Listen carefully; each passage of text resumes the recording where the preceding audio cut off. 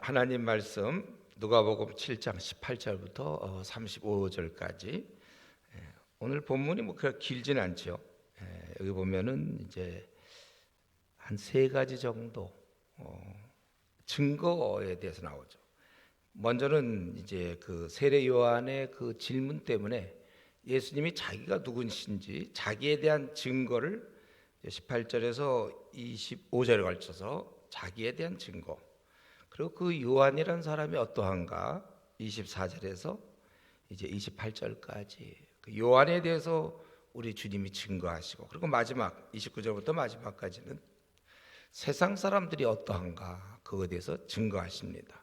먼저 보면 18절부터 23절에 요한의 질문 때문에 예수님이 자신에 대해서 증거하게 되는 것이죠.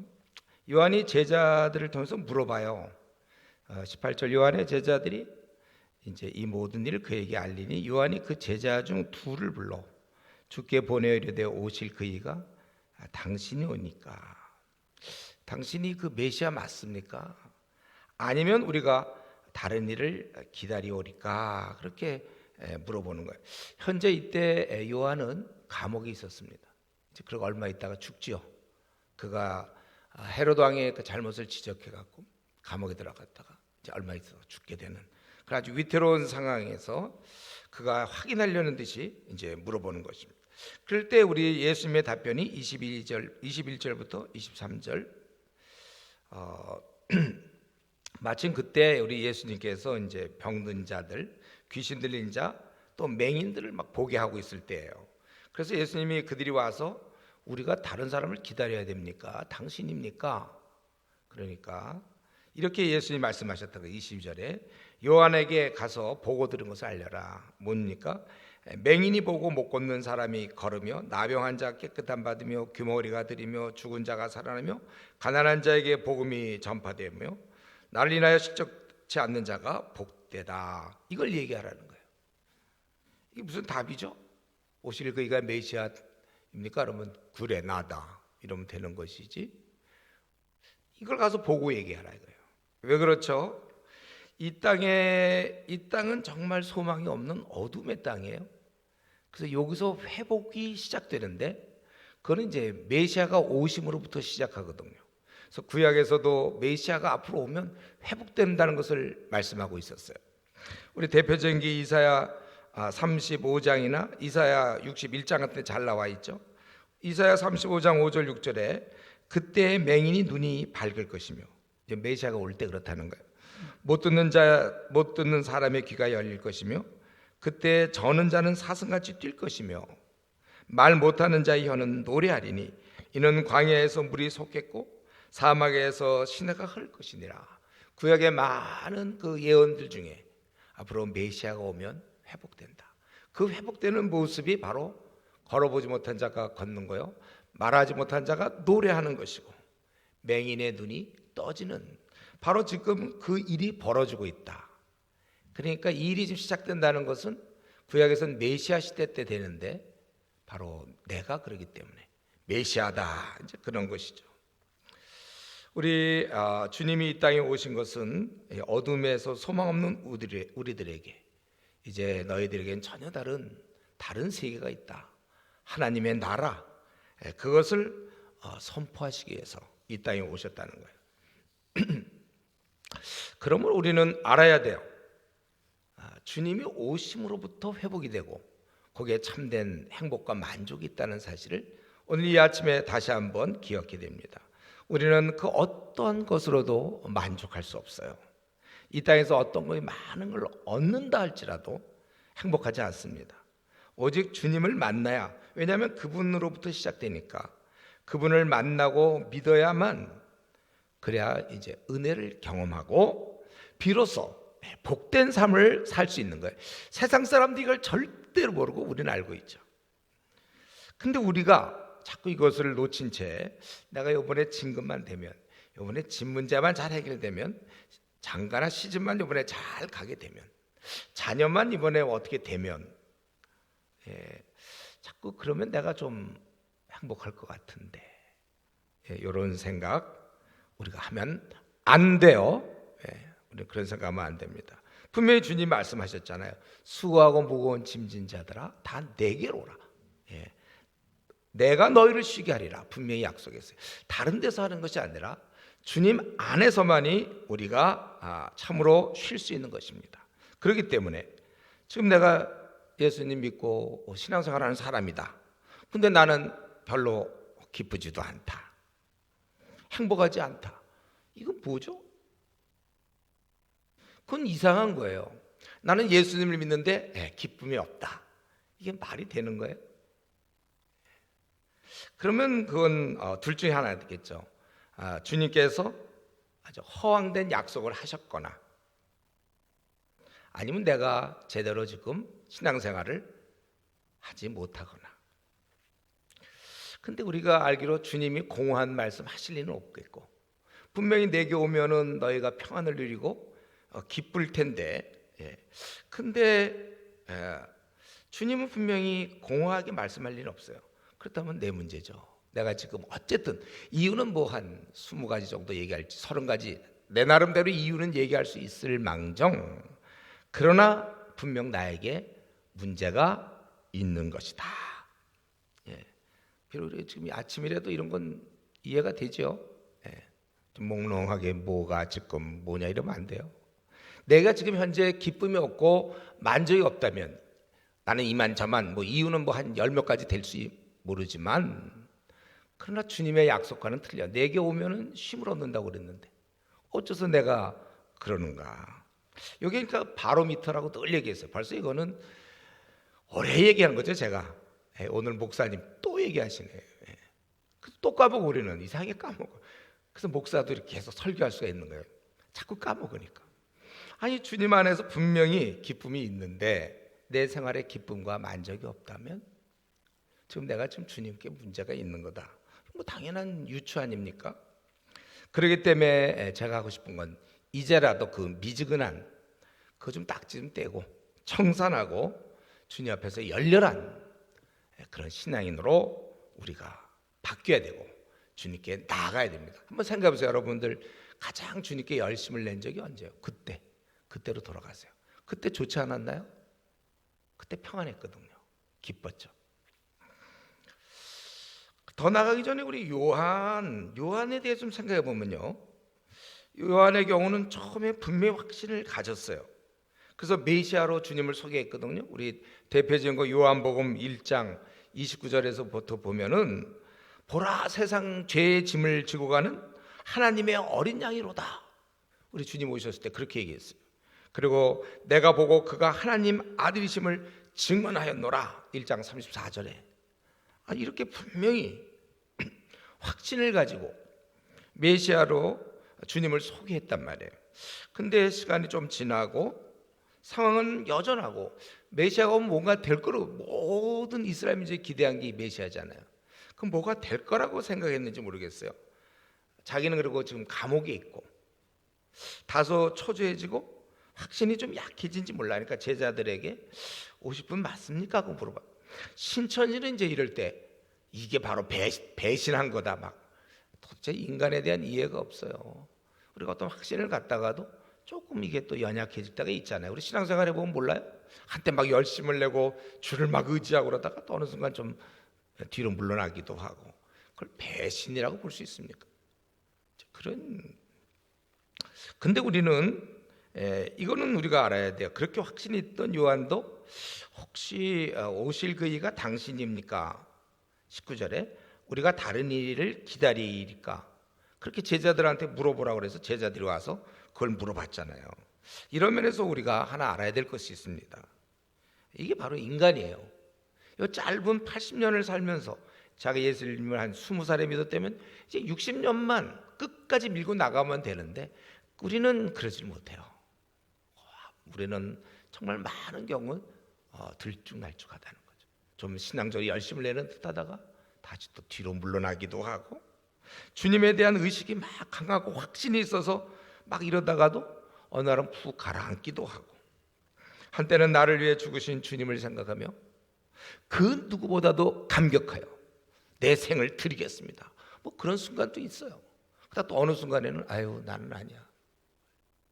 우리 그 선교한국 같은 데 가보면 청년들 뜨거워서 나갈 사람 그러면 거의 절반 이상 거의 다 손들고 막 불타오르지만 또 몇 년 지나고 가서 보면 나가긴 뭘 나갑니까? 나가야 할 텐데요. 뭐 이제 이런 얘기들 한단 말이에요. 학생 운동 출신들 보세요. 대학 시절에 얼마나 뜨거웠습니까? 한 캠퍼스를 뒤집을 것 같았는데 푹 죽어가지고 지금은 어떻게 하면 이제 집이나 좀 장만하고 애들이나 어떻게 좀 좋은 대학이나 보낼까 뭐 그런 생각들 하고 있단 말이죠. 하나님 나라 확장에 대한 생각이 분명히 우리가 주님 만나야 된단 말이죠. 신앙이 뜨거울 때는 이상하게 주님에 대한 생각이 많아요. 그래서 주님 만나 뵐 때 이제 내 눈과 주님의 눈이 부딪혔을 때 주님이 나를 좀 어떻게 그럼 날 칭찬하시겠지 막 이런 생각이 가득했는데 이제 주님 만나는 것도 그냥 그래 만나 별로 이렇게 느낌이 만약에 100이라면 그저 한 10 미만으로 떨어져가지고 그래 우리 주님 뭐 죄림 하시죠. 예, 생각하고 마라나타 부르면 또 마라나타 뭐 부를 때는 뭐 불러요. 그러나 진짜 뭐 기다리질 않아. 요즘같이 이렇게 좀 심심하고 이럴 때 주님 재림 생각해야 되는데 뭐 더 어떻게 하면 이제 이 코로나가 빨리 주님 재림보다 요거 종식될까가 더 뜨거운 관심사로 바뀐다는 거예요. 여러분 우리가 나름대로 열심을 내어 충성을 다할 때도 있었어요. 그런데 어느 순간 또 주님 오심에 대한 기대감이 줄어들기도 하고 내가 지금 한 것에 대해서 주님 분명히 평가하실 텐데 그거에 대해서 둔해지고 그냥 하루하루 그냥 열정 없이 좀 힘이 빠져 있는 상태로 지내는 경우가 있다는 거예요. 그게 어찌된 일인가?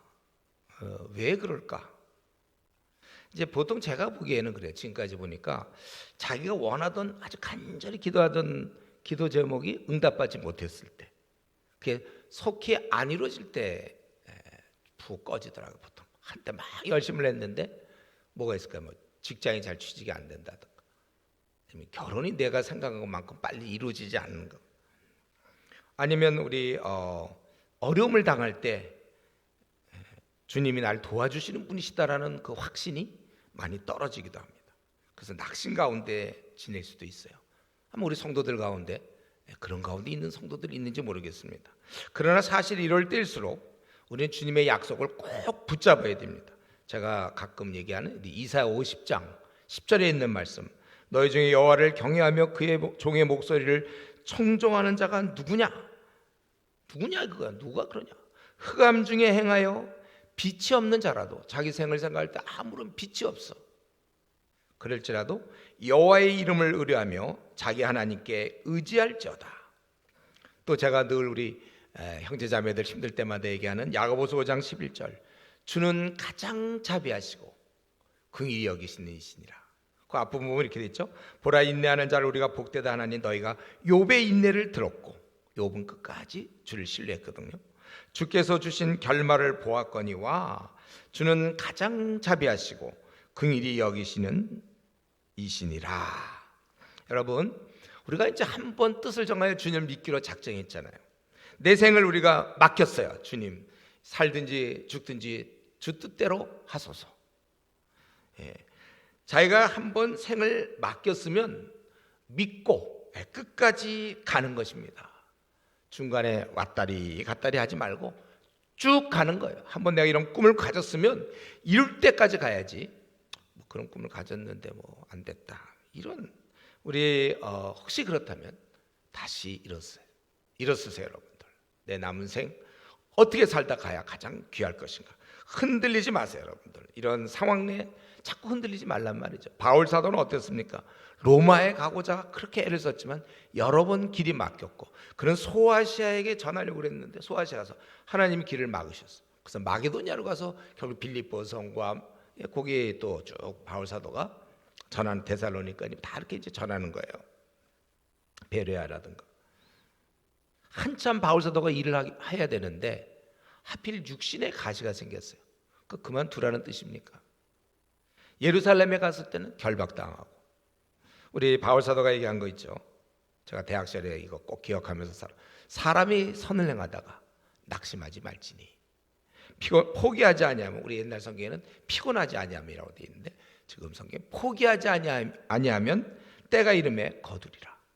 우리가 잘 알고 있어요. 사람은 좀 몇 번 하다가 잘 안 되면 낙심하는 게 원래 우리의 모습이에요. 낙심은 우리가 기도 안 해도 잘해요. 우리는 누구나 특별한 노력이 필요하지 않아요. 뭐가 잘 안 풀리면 낙심하게 되는 거예요. 누구나, 저와 여러분 다 마찬가지입니다. 그러니까 낙심하지 말라. 포기하지 아니하면 때가 이름에 거두리라. 그래서 우리 저와 여러분, 우리가 어렵고 힘든 일 당할 때, 이건 누구나 다 당하는 겁니다. 당하는 거예요. 그럴 때 우리 아주 귀한 거 있죠. 이거 6글자, 다 뜻이 있겠지. 요거 아주 귀한 말씀이에요. 여러분, 우리가 요거 갖고 남은 생을 버텨야 돼. 앞으로 주님 만나 뵈올 때까지. 힘든 일이나 뭐가 꽉 막히고 답답한 일, 세상에서는 그 실패한 거 아니냐, 이제 그럴 때 우리가 속으로 뇌까릴 말이 그거죠. 다 뜻이 있겠지. 요거 저도 요걸로 버텨왔어. 다 뜻이 있겠지. 한번 아무리 우리가 좀 마스크를 쓰고 이러지만 한번 따라해 봅시다. 다 뜻이 있겠지. 이것만 꼭 요 말이 마귀를 아주 괴롭히는 말이에요. 마귀가 그냥 기껏 아주 그냥 다 만들어서 그냥 다 마련해 갖고 우리를 이제 딱 떨어뜨릴 때 우리가 다 뜻이 있겠지. 요 믿음 갖고 여러분이 남은 생 사셔야 돼요. 그리고 이제 이 요한의 그 질문에 대해서 자신이 바로 그 새로운 나라의 시작이다, 우리에게 조금 소망이 되는 그런 말씀하시고, 그다음에 24절부터 두 번째로 28절까지는 이제 요한에 대한 증거하고 있죠. 너희는 왜 광야에 갔느냐? 뭐 갈대를 보려고 갔느냐? 아니면 부드러운 옷을 입을 사람을 보러 갔냐? 그 왕궁이 있다. 왜 갔냐? 너희들이 그 광야에. 그것은 바로 요한, 선지자보다 훌륭한 당대의 최고의 선지자, 가장 훌륭한 인물. 우리는 누구나 그런 인물도 있으면 만나기를 원하죠. 그를 보러 간 거 아니냐. 옳다. 내가 너에게 이르노니 선지자보다 더 훌륭한 자다. 선지자보다도 훌륭하다고 했어요. 왜요? 보통 선지자들은 그가 태어날 것을 구약에서 막 예언하는 적은 없는데, 우리 세례 요한은 이미 구약에 예언되어 있습니다. 바로 말라기서죠. 말라기서 3장이죠. 말라기서는 대략 BC 433년경 정도로 추정되는데, 그러니까 예수님 오시기 전에 벌써 한 400년 이상 전에 앞으로 예수님 오실 거는 구약에 수없이 얘기했지만, 그 오기 바로 전에 누군가가 이분이 바로 메시아다 소개할 자를 특별히 보내겠다. 그 사명이에요. 그 사명하고 그냥 헤로드한테 죽는 거 아닙니까? 아주 특별한 자인데, 그래서 보라, 내가 내 27절 내 사자를 내 앞에 보내노니 그가 내 앞에서 내 길을 준비하리라 한 것이 이 사람에 대한 말씀이라. 그래서 우리 28절에 주님이 요한에 대해 증거하기를, 내가 너희 중에 말하는 여자가 낳은 자 중에 요한보다 큰 자가 없도다. 그는 거의 하나님에 의해서 난 자야. 거의 예수님 태어날 때도 원래 약간 좀 그랬죠. 원래 좀 잘 안 되는데 이제 거의 그럴 때 늙은 여인의 몸에서 이제 태어나게 되는 것이고, 그리고 구약에 이미 그는 나타날 것이고, 또 그가 하는 일은 얼마나 존귀한 일입니까? 예수님을 소개하는 일. 물론 구약의 선지자들도 했어요. 그러나 그들은 멀리서 그가 태어날 것은 어디며 뭐 어떻게 될 거, 그런 얘기를 한 거고, 이제 그는 예수님 오시기 바로 전에 이제 나타나서 예수님을 보면서, 직접 보면서 이스라엘에게 그가 하나님의 아들인 것을 그가 증거했다는 거예요. 그렇기 때문에 그런 면에서 요한은 모든 인생이 갖고 있는 그 누구보다도 큰 일을 했고 중요한 일을 했습니다. 그런데 이제 이걸로 끝나면 좋겠는데, 이 말씀이 나오죠. 28절 후반절에, 그러나 하나님의 나라에서는 극히 작은 자라도 그보다 크니라 하시니. 제가 이제 성경을 보면서 주님의 그 관심은, 주님의 마음은 지금 요 말을 하고 싶었던 것 같아요. 28절 후반절 이 말씀하시기를 원한 것 같아요. 하나님 나라에서는 극히 작은 자라도 저보다 크니라. 왜냐하면 우리 하나님 나라의 자녀들하고 요한을 비교해 보면, 요한이 한 일은 예수님을 소개한 일이잖아요. 근데 우리는 예수님을 직접 만난 사람, 저와 여러분들은 우리는 주님을 만나서, 여기서 만났다는 것은 이제 베드로가 나는 죄인으로서 나를 떠나서 처음으로 그 임재를 느낀 것처럼 인격적으로 주님 만난 거, 우리는 주님을 만난 거고, 그는 예수님의 종이었지만 우리는 엄밀한 의미에서 예수님의 자녀잖아요. 자녀, 종과 자녀의 차이. 그리고 지식적인 면에서는 너무 차이 나요. 요한은 그래서 혹시 오실 분인가 막 이렇게 회의할 정도지만 우리는 그 요한은 지식적인 면에서 부분적이었지만 저와 여러분은 그 주님의 십자가의 구속 사건을 명확히 알게 되었어요. 부활도 알게 되었고, 그리고 누구든지 주를 믿는 자는 구원을 얻는다는, 그래서 실제 또 우리는 그 은혜에 참여한 자가 되었다는 거예요. 그래서 요한이 비록 큰 자지만, 그러나 우리는 사실 그보다 더 큰 자다. 이거 주님이 이제 요거를 가르치고 싶었던 거예요. 그래서 우리는 이 시간에 다시 한번 주님의 말씀을 묵상해서, 아, 내가 큰 자구나. 우리가 사실 큰 자죠. 주님과 교제하니까. 그분과 우리가 격이 없이 만나잖아요. 왕 대신 그분과 우리가 만나서 또 나 같은 자가 그분의 사랑을 받고 있고 그분과 교제하고 필요한 것을 아뢰는, 그래서 우리는 또 그리고 우리 성경에 있는 대로 우리는 상속자거든요. 상속자, 유업을 얻을 자가 된다는 거예요. 큰 자입니다. 저와 여러분, 우리는 큰 자예요. 중요한 것은 주님은 이렇게 말씀하셨는데 우리가 이것을 얼마만큼 받아들이며 얼마만큼 느끼며 알고 있느냐 이거죠. 그럼 우리가 이 땅에서는 뭐 좋은 대학을 못 나오기도 하고, 아니 뭐 초등학교밖에 못 나올 수도 있겠고, 또 돈도 없고, 뭐 능력이나 외모가 없는, 뭐 앞날에 대안도 별로 없는 좀 어떤 미천한 자일지는 모르겠어요. 세상적으로 보잘것없는 사람일지 모르지만, 그러나 우리는 존귀한 자인 것을 알아야 돼. 세상의 큰 누구보다도 우리가 존귀한 자다. 그렇기 때문에 행여나 믿는 사람 중에 누가 자꾸 비교해서 열등감을 갖는, 나도 한번 뭐 저런 대학을 한번 나와봤으면, 나도 한번 저렇게 돈 좀 많아봤으면, 뭐 저런 능력이나 외모를 좀 가져봤으면, 내가 못 가지니까 그냥 자녀한테 막 쏟아붓는, 이제 그런 일은 하지 말아야 됩니다. 나는 나고 자녀는 또 하나님 앞에서 자녀지, 내 자녀가 아니에요. 하나님의 아들, 딸. 이런 신앙을 넘겨줘야 돼요. 우리가 그래서 나를 이렇게 불러주신, 큰 자로 불러주신 주님께 감사하기도 바쁜데, 또 그에 걸맞는 생활하기도 바쁜데, 무슨 자기 연민에 빠져서 나는 왜 이 모양일까 비교하고 따지고, 우리가 그렇게 살아서는 안 됩니다. 큰 자라고 주님 말씀했어요. 아무튼 간에 주님이 그렇게 말씀하셨기 때문에 여러분, 뭐 시시하게 살다가 그냥 돈이나 벌어서 그냥 잘 먹고 잘 사는, 그렇게 살다가 갈 생각은 아예 꿈도 꾸지 마세요. 우리는 빛나게 살아야 돼. 빛나게 존귀한 자래, 그런 격에 맞는 삶을 살아야지. 기껏 그 정도면 세상 사람도 그 정도는 살아. 먹고 그냥 뭐 돈 벌고 먹고 사는 거, 자녀 좀 그 정도로 좀 잘 키웠는지 모르지만 그건 기본이고, 우리 내가 뜻을 정한 것 기도하면서 그걸 뚫고 나가고 원하는 대로 살아요. 내 마음에 원함이 있으니까 나 이렇게 한번 살다 죽었으면 좋겠다, 그거 놓고 기도하세요. 응답받을 때까지. 우리는 큰 자고 존귀한 자인데, 주님, 우리 기도할 때 주님 왜 내 생을 이렇게 쪼그라들었습니까? 난 그냥 뭐 밥벌이만 합니까? 나는 그냥 먹고 삽니까? 물론 먹고 사는 건 이제 원래 귀한 건 귀한 거예요. 우리 주께서 명하셨죠. 이 땅에서 우리가 수고하고 땀을 흘리고 먹고 살라고 얘기했어요. 또 자녀를 키우는 거 귀한 겁니다. 그러나 나라는 존재 자체가 이렇게 큰 자인데 격에 맞게 살 수 있도록, 세상 사람들이 그 정도 사는 걸로 만족해서는 안 됩니다. 내가 마음에 주를 향하여 원함이 뭡니까? 도저히 현실적으로는 말이 안 되지만 그 원하는 게 있어요. 기도하세요.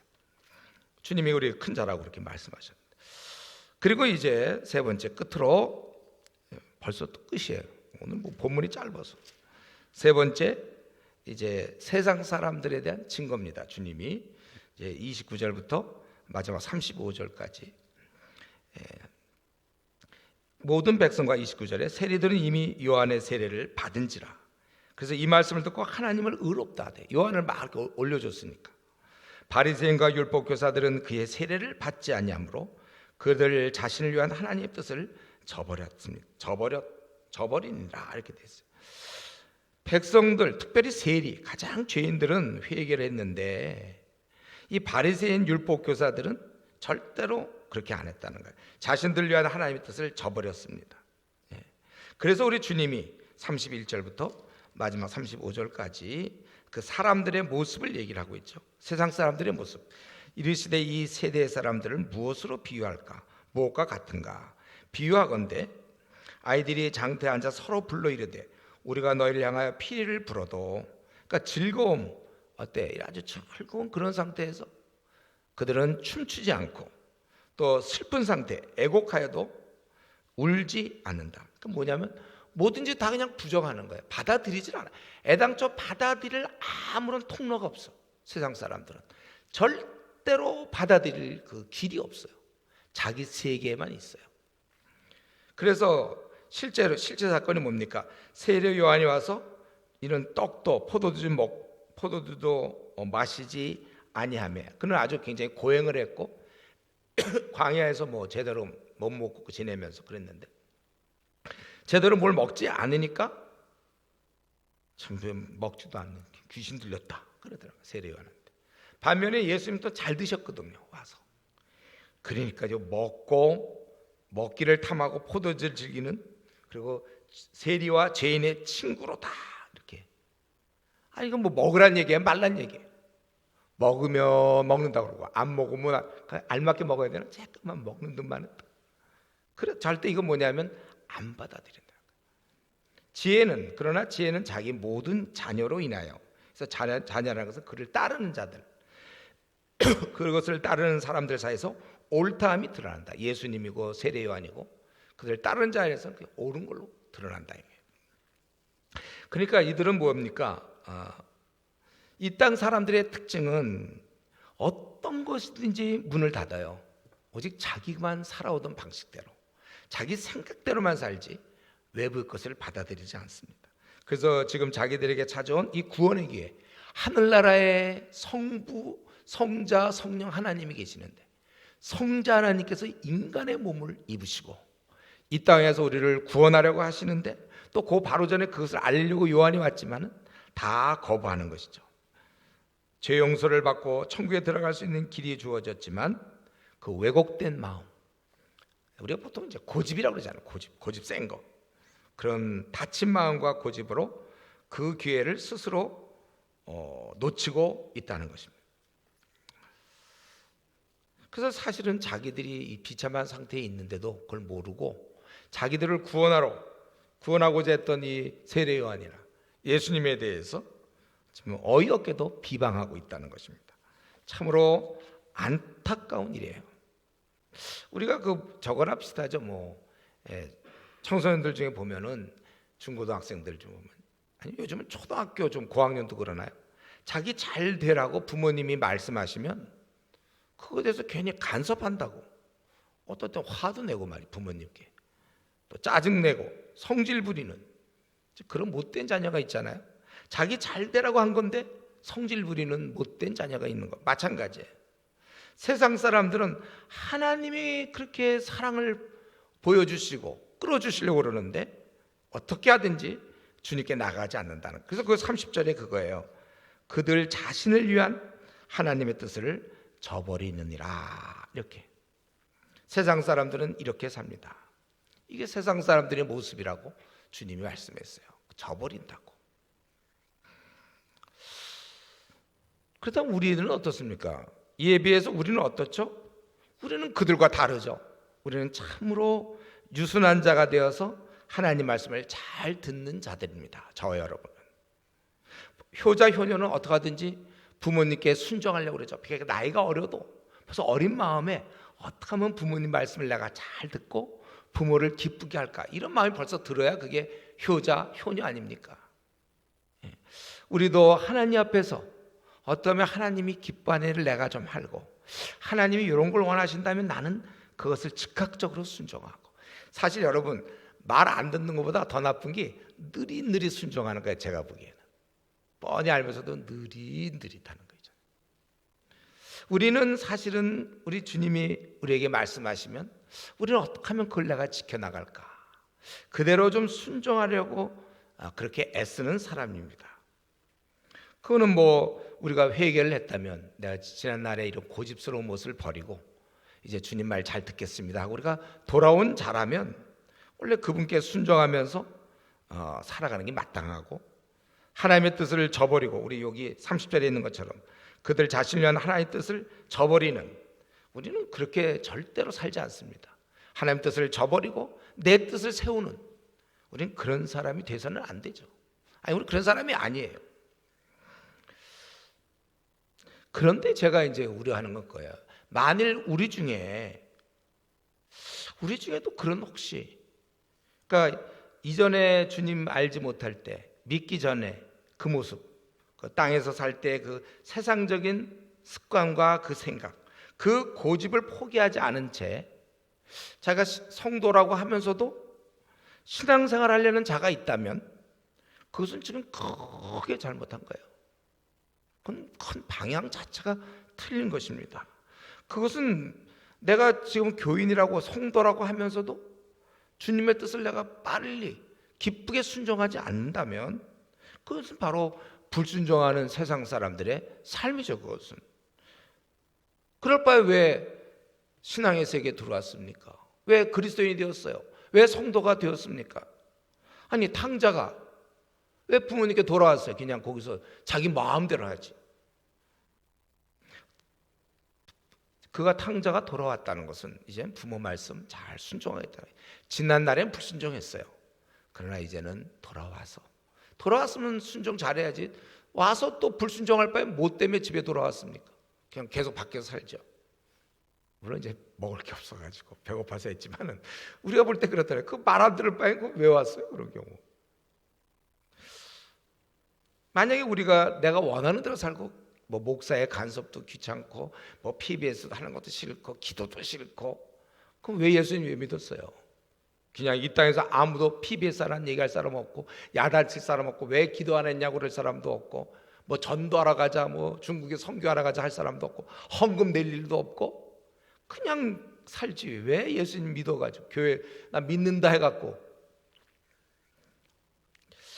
원래 진짜 정말 거듭난 하나님 나라의 백성은 절대로 그렇게 살지 않습니다. 그래서 어떤 성도가 이상이 너무 고집 피우고 믿기 전이나 믿은 후나 똑같다면 우리는 정말 조심스럽게 당신 정말 거듭났습니까? 물어볼 수밖에 없어요.